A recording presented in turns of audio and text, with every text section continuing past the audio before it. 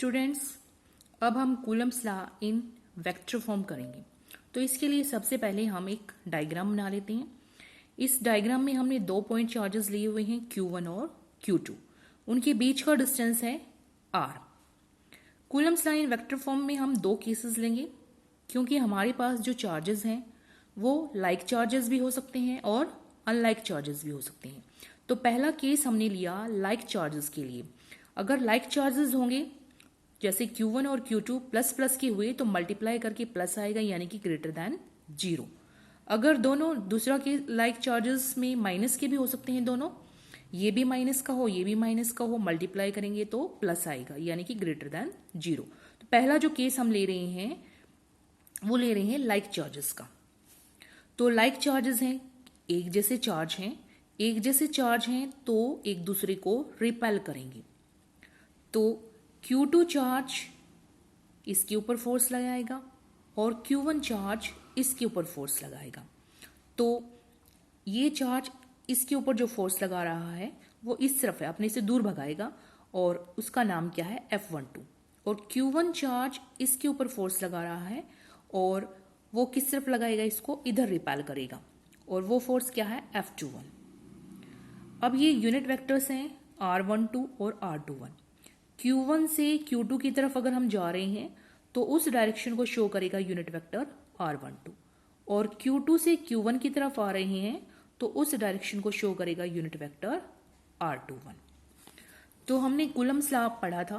Coulomb's law से हमारे पास इन दोनों चार्जेस के बीच में जो फोर्स लगेगा उसका मैग्नीट्यूड क्या आएगा, K Q1 Q2 अपॉन में R²। अब हम फोर्स F12 को लिखते हैं। अब देख सकते हैं जो फोर्स F12 है वो किस डायरेक्शन में एक्ट कर रहा है, यूनिट वेक्टर R21 की डायरेक्शन में।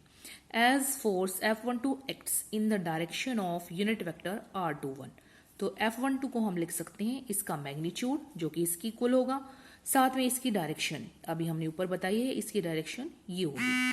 तो इसका ये हमारी इक्वेशन हो जाएगी 1। इसी तरह से फोर्स F21 को आप लिख सकते हैं। ये फोर्स F21 है, सिर्फ डायरेक्शंस का डिफरेंस रहेगा। मैग्नीट्यूड इस केस में भी ये था और इस केस में भी यही रहेगा। तो F21 is equal to K Q1 Q2 upon में R², और इसकी डायरेक्शन क्या है, इसकी डायरेक्शन आप फिगर में देख सकते हैं, ये इस तरफ यूनिट वेक्टर R12 की। ये होगी हमारी इक्वेशन नंबर 2। अब हम सेकेंड केस लेते हैं अनलाइक चार्जेस के लिए। Q1 और Q2 क्या है, अनलाइक चार्जेस हैं। एक प्लस का है तो दूसरा माइनस का है। मल्टीप्लाई करेंगे प्लस और माइनस को तो नेगेटिव आएगा, यानी कि लेस देन 0। अब प्लस, एक प्लस का चार्ज है एक माइनस चार्ज है, तो दोनों के बीच में क्या होगा, अट्रैक्शन होगा। दोनों एक दूसरे को अपनी ओर अट्रैक्ट करेंगे। तो अब जो ये फोर्सेस हैं ये क्या है, एक दूसरे के आमने सामने है। जो यहाँ पे ऊपर वाला जो डायग्राम था उसमें क्या थे, लाइक चार्जेस थे, एक दूसरे को रिपेल कर रहे थे।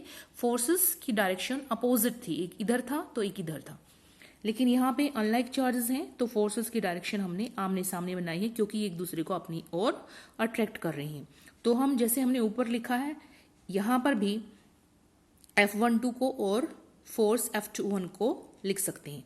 फोर्स F12 फिगर में देख सकते हैं आप, force F12 unit vector R12 की डायरेक्शन में है, तो F12 इज इक्वल टू हो गया K Q1 Q2 अपॉन में R² यूनिट वेक्टर R12।